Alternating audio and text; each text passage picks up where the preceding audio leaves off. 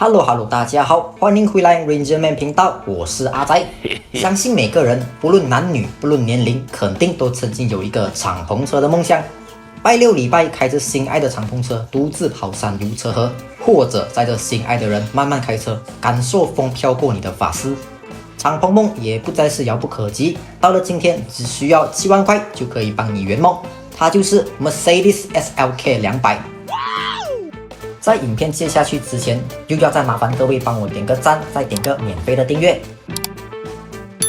订阅和赞都是免费的，敢跟它点下去就对了。毕竟像我这么用心讲解汽车维修的频道真的是不多，记得要订阅或者留言，你之后才不会错过你 Dream Car 的维修和保养。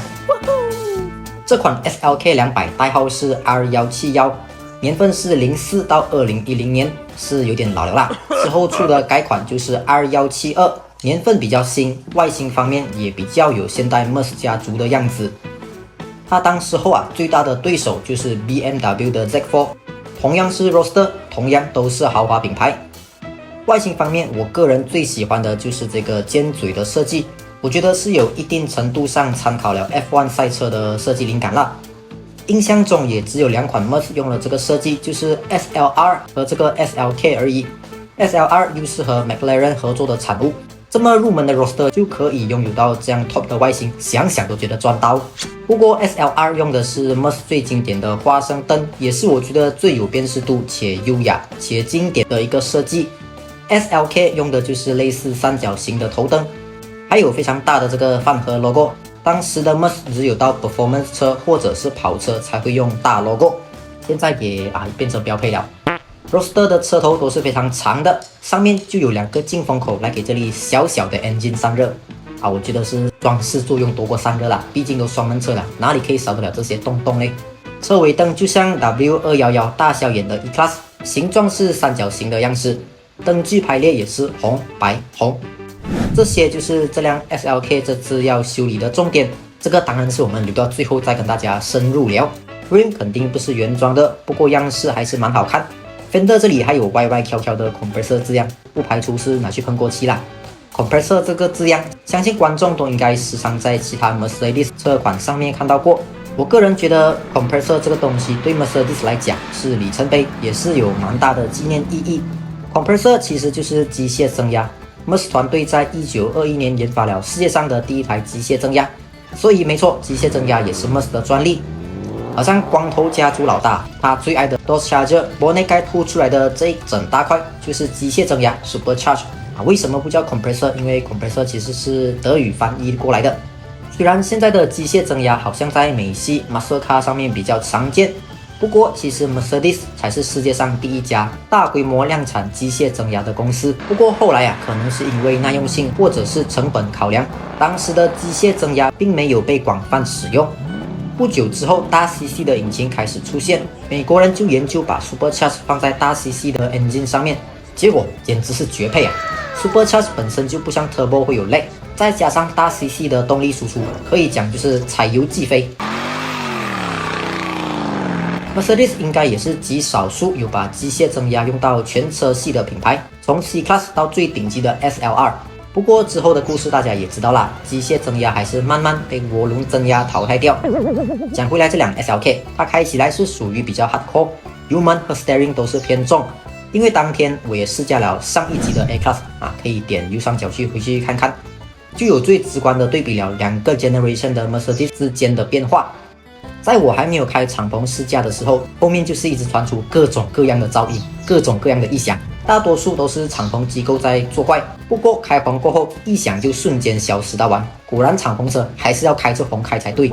不过 handling 方面我感觉是还 OK， 只是速度感是真的慢。SLK 200用着的 engine 是 1.8 compressor， 也是 Mercedes 用到很广泛的一粒 engine， 包括当时花生灯的 C180、大小眼的 E200 都有用到。机械增压的特性就如我上面所讲到，没有瞬间爆发力的感觉，动力都是顺顺来，给我的感觉就像是 2.0、2.5 NA 的引擎，动力是够用，不过并不会像 NA 引擎那样嘶吼到非常大声，可能一方面也是 Merc 的隔音是真的好，内饰也是非常朴实，完全没有豪华车的感觉。不过有一个蛮特别的功能，就是 Air Scuff 空气围脖。不过今天拍的这辆 SLK200是没有这项功能，可能当年是要选配，又或者是 spec 的不同。就是在座椅头枕的这个位置，可以看到有洞的，基本上就有 S-Scarf 的功能。这个功能啊，就是在你敞篷的时候有热风可以吹到你的颈项，不会冷到你，是不是一个很细心的功能嘞？引擎方面 ，SLK200用着的是 1800cc 搭配 compressor， 压箱用的是 5G Tronic。这个动力组合也是在很大部分的 Mercedes 身上都用过，也是一套历史蛮悠久的动力组合。W211、W230 的 Benz 都有用过。而这一粒 5AT 甚至用到比较早期的 W211、204，用了应该最少都有10年。这辆 SLK 今天来也是因为压箱的问题，这个 5G Tronic 压箱代号是 722.6。我的后面老大跟我讲，当时候车主既然是一直拉着1号压，呜一路开到来车场的，其实就是出现了这一个 error code。特别感谢 Bravo Auto Care 借我车辆拍摄和提供这些维修资讯。有需要维修你的德系车的朋友都可以联络他 ，Volkswagen、Audi、BM、Merc 他都有做，地址和联络方式我会放在留言区或者说明栏。不会进压只是其中一个征兆，在这之前呢，你就会发现到从 P 是可以去到 R， 如果你是在 P 档熄火的话，一 start 车只可以进到 R， 也是有可能进不到。熄火过后，压反而是可以随便换的，这个时候你就要进到 N， 然后 start 车就可以进到 D。当然是要看损坏程度啦，有些严重的话是根本完全没有办法换挡。第二个征兆就是你的 meter 是读不到你在什么档位 ，meter 不会显示。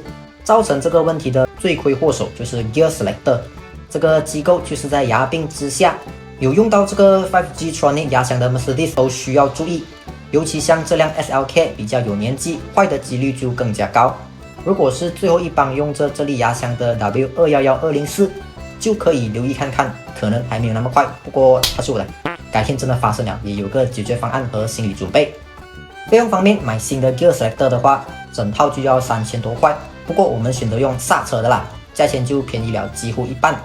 压箱还有一个问题就是 Conductor Plate， 也算是通病之一，征兆同样也是会导致换不到压。不过 Error Code 是会显示 Speed Sensor 有问题，因为 Speed Sensor 是在这个 Conductor Plate 里面一起的。有用着 Mercedes CW203、204或者 E-Class W211212的朋友们，这个问题就需要留意看看。不过通常都是在年份里数比较大的车才会中。我看到这里了，免费的赞和订阅赶快来一个啦！这么细心讲解维修的汽车频道，哪里可以不订阅？感谢各位，感谢收看，我是阿仔，我们下期见，拜拜。